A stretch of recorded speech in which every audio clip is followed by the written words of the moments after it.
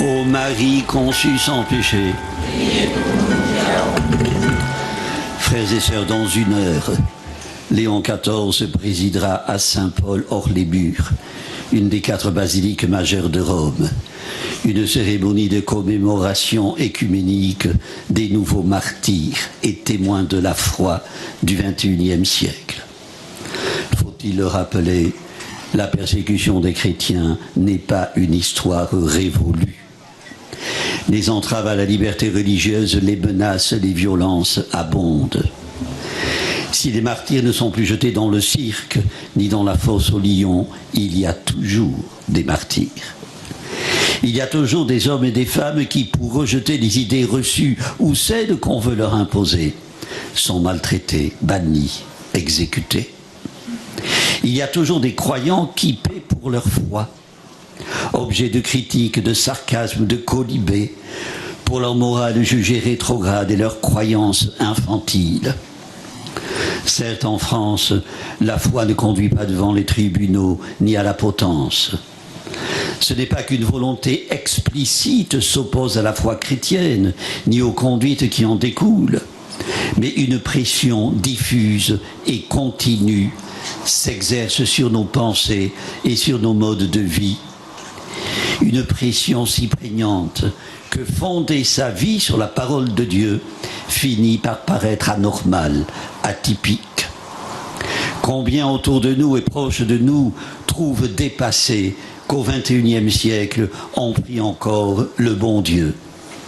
Oui, il y a toujours des martyrs dans le monde, victimes de la dictature de la pensée unique ou de Sanhédrin moderne qui se croit maître de la vérité.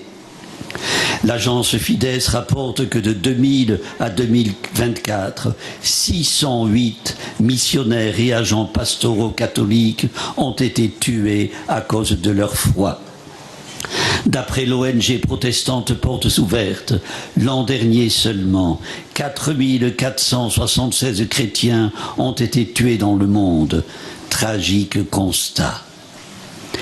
Il y a 2 ans, dans la basilique de San Bartolomeo, sur l'île Tibérine à Rome, était inauguré un mémorial en l'honneur des martyrs du XXe et XXIe siècle.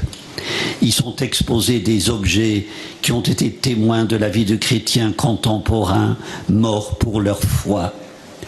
La truelle que saint Charles de Foucault a utilisée pour construire son ermitage. La chasuble couleur de sang du saint-évêque salvadorien Oscar Romero, fusillé en pleine messe par le pouvoir de son pays. Le bréviaire du père Jacques Hamel, égorgé dans l'église Saint-Étienne du Rouvray en 2016. Frères et sœurs, que de victimes d'une barbarie d'autant plus odieuse et révoltante qu'elle prétend servir Dieu. Elles font un temps la une des journaux, un temps court. Les martyrs sont aussi victimes de ce que le pape François appelait la mondialisation de l'indifférence. L'indifférence qui est un homicide, ajoutait-il. La violence contre les chrétiens émeut, indigne, mais pas au point de mobiliser un grand élan de solidarité. Le père Maximilien Kolbe voyait dans cette indifférence le drame du siècle dernier. Le drame est toujours là. Frères et sœurs, suivre Jésus est une aventure qui peut être amère. Croire et aimer bouscule les habitudes qui sclérosent, les peurs qui paralysent, les remords qui engluent.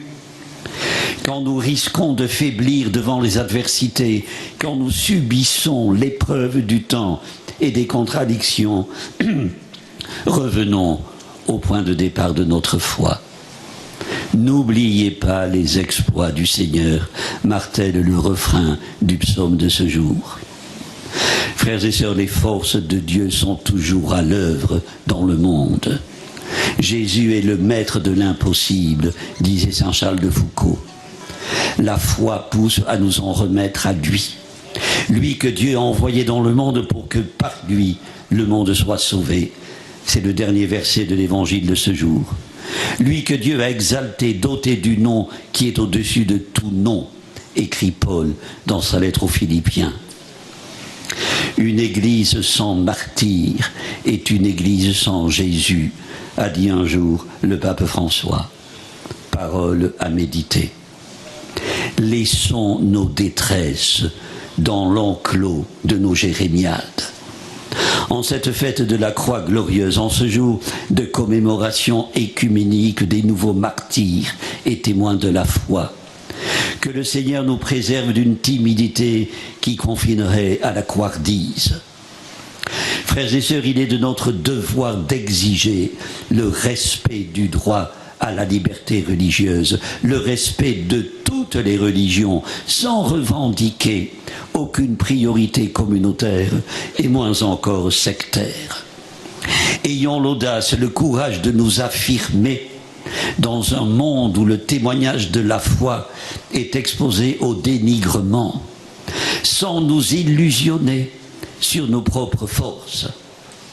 La contingence dans laquelle nous vivons notre fidélité est celle du procès de Jésus. Restons fermes dans notre foi, y compris quand nous sommes en présence du mal qui la raille et cherche à la détruire. Que rien, jamais, disait Mère Teresa, ne vous fasse souffrir ou pleurer au point d'en oublier la joie du Christ ressuscité. Rien, jamais.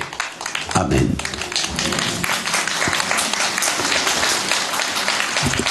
Prions le Seigneur. Seigneur Jésus, par l'offrande de ta vie, la croix est devenue l'arbre de vie. Que l'amour que tu as manifesté pour tous nous permette aujourd'hui de nous accueillir en frères et sœurs et de transformer nos croix en chemin vers le Père. Par toi qui nous entraîne vers lui, dans l'unité du Saint-Esprit, maintenant et pour les siècles des siècles. Amen. Le Seigneur soit avec vous. Et avec votre esprit. Que Dieu Tout-Puissant vous bénisse, le Père, le Fils et le Saint-Esprit. Notre-Dame de Lourdes, Sainte Bernadette, ô Marie conçue sans péché.